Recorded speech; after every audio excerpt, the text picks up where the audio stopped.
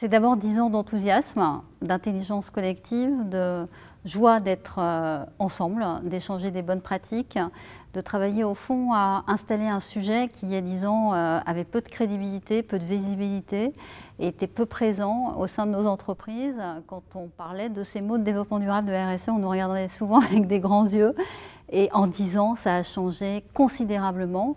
Les efforts des uns et des autres ont permis d'installer le sujet, d'installer ce concept, de faire en sorte qu'il soit maintenant ancré dans les esprits. Et ça, je crois que c'est une réussite, évidemment, qui n'est pas à attribuer au C3D tout seul, mais en tout cas auquel le C3D a beaucoup participé.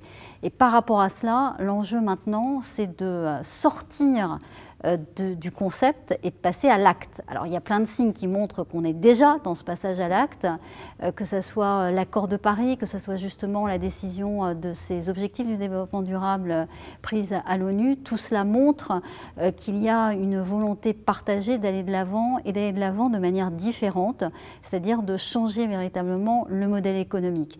Mais pour les directeurs du développement durable, c'est ça qui va compter maintenant, c'est au fond d'embarquer l'ensemble de l'entreprise, de faire en sorte d'aller modifier les processus, introduire l'ensemble des sujets, des facettes du développement durable et de la RSE très concrètement dans les manières d'opérer de l'entreprise, que ce soit dans le management, que ce soit dans les achats, que ce soit dans l'innovation, que ce soit dans la pratique commerciale elle-même.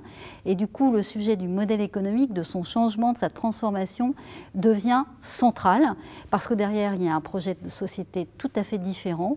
Il faut inventer un mode de production qui soit beaucoup plus respectueux de l'environnement et des ressources naturelles. Il faut aussi inventer des comportements différents qui sortent de cette société de consommation qui a tellement porté au nu l'idée d'être toujours dans le plus et de passer maintenant à un comportement qui va aller chercher de faire le mieux plutôt que le plus. Voilà, tout cela, c'est cet enjeu immense dans les 10 ans qui viennent. Ça passe évidemment par plein de sujets qui vont permettre ce passage. Ça passe par exemple par la lutte contre le réchauffement climatique. Le C3D s'est emparé de ce sujet, tente de travailler notamment sur les émissions évitées. C'est ça qui va permettre de positiver la thématique du carbone. Comment peut-on passer aussi à des signaux prix qui permettent ce passage à l'économie circulaire notamment.